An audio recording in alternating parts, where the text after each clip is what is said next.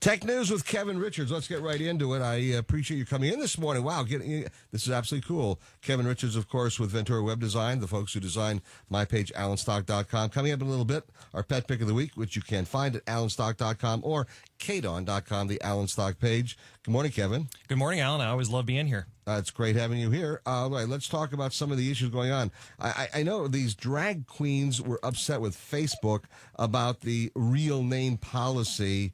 And so Facebook has reversed it. So they're putting phony names in now? Well, they're going to allow you to use the name that you would normally use in real life. So if that's the name that you go by all day long, then that's what they're going to let you use. Typically in the past... So if you go by Boogie Woogie, they'll put you as Boogie Woogie.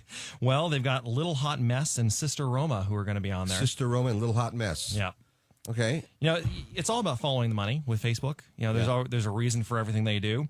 And so their real identities policy has really been central to how they've made money. Mm-hmm. It's all about selling the advertising and understanding the personalities that are involved behind that advertising you're selling to. And so Facebook figures that they can, well, first of all, they want to keep more people on their platform. They don't want to irritate people.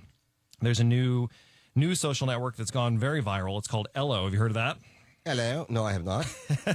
It's Ello.co, and if you spell it out, it actually says El Loco. I do not know if they meant to do that or not, but that's what it says. So, you know, Facebook does have a concern. They're always worried about competition, but what they're really trying to do is make sure that everybody stays on their platform and keeps spending money. All right. I mean, you know, it'll be confusing to some people, but I guess, you know, what the heck. Well, you know, a funny thing is they in other countries where they were having political issues and people were speaking out against the government, Facebook has actually forced them to basically use their real identities.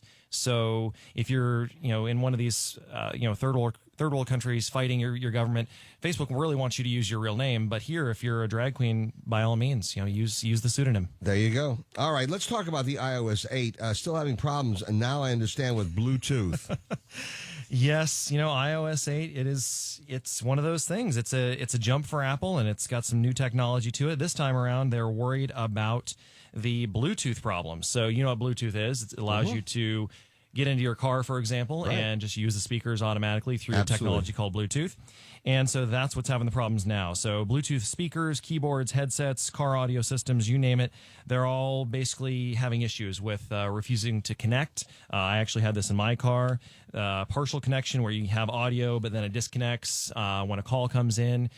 A lot of different things going on. So clearly iOS is not quite ready for the general public. I'm very surprised. I'm very surprised in this whole Applegate thing because there was a time when Apple released something, they went through a lot of testing, very concerned that when they released something it would be perfect or as near perfect as possible.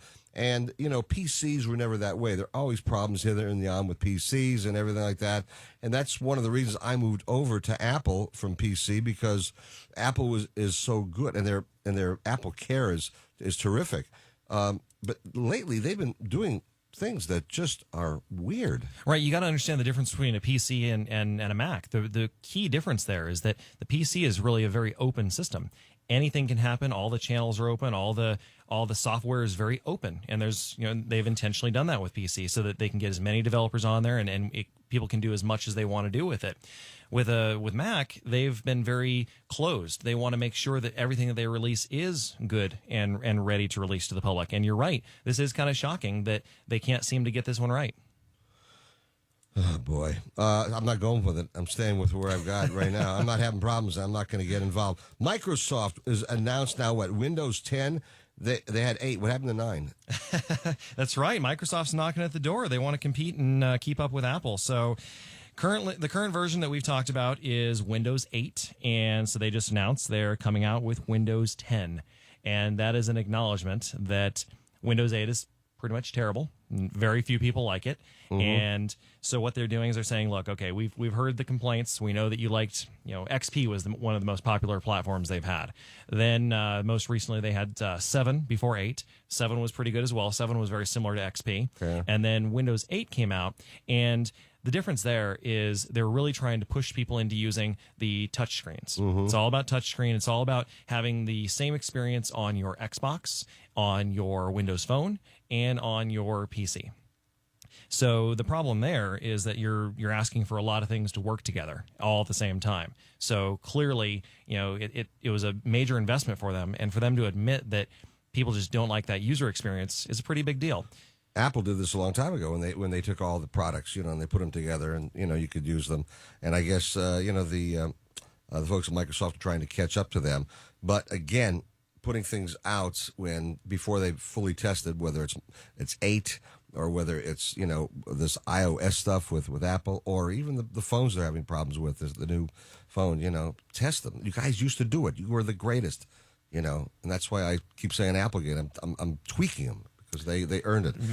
All right, I'm gonna we'll come on back in a moment. We'll talk a little bit about what's going on with this Google not taking down some of those naked photos. I've got Kevin Richards in the studio here with our tech news, and coming up in a few moments, our pet pick of the week, which you can find at alanstock.com or at kdon.com, the Alan Stock page. So. All right, let's talk real briefly. This celebrity lawyer in L.A. wants to sue Google because it hasn't taken down all the leaked celeb photos. But on the other hand, they're all over the internet, and all they're doing is referring you to the URLs or the locations where they're at. And if you didn't want them up there, honey, you shouldn't have taken them in the first place. I'm just saying. No, I'm just saying, it's... That's a valid point, but this lawyer, well, first of all, who doesn't want to sue Google, right? You always go after the deep pockets. So there's a good opportunity there for him. What he's using is called the Digital Millennium Copyright Act. So that what we do is we focus on e-commerce at my company, and a lot of times we have competitors who will steal pictures from one of our clients and use it on their own website. Well, clearly those clients spend a lot of money on those photos. It's a key component to helping them sell. So there's a law in place that says, hey, you can't do that. And what you do is you submit a complaint to the company that's hosting that. So in this case, you have copyrighted photos, in theory, that have now been posted on Google in multiple places, on Blogspot and YouTube and all over. Everywhere. They're in Czechoslovakia. They're in the North Pole. Absolutely. And they keep posting. I mean, as soon as they make a new account, they go and make another one. They keep post. So it's very difficult for Google to keep up. Google has definitely said they've removed thousands of these based upon requests. And so what's happening is this attorney is saying that Google's simply not removing them fast enough. So he wants them to guarantee that there are no naked celebrity photos anywhere on any of Google's properties, which is just absolutely impossible. And the other funny thing that he did is he's trying to pull in the current news of the NFL, and he's saying, just like the NFL, which turned a blind eye while its players assaulted and victimized women, Google has turned a blind eye while its sites repeatedly exploit and victimize these women. Well, that's a load of hooey. But it's not even comparable. And not even close. These women took these pictures on their own volition. Some of them have posted them themselves or tweeted them or messaged them. Sometimes their boyfriends or husbands or exes or whatever have decided to go ahead and they're going to post them. Again, let me just say, let's put it back to where the responsibility belongs.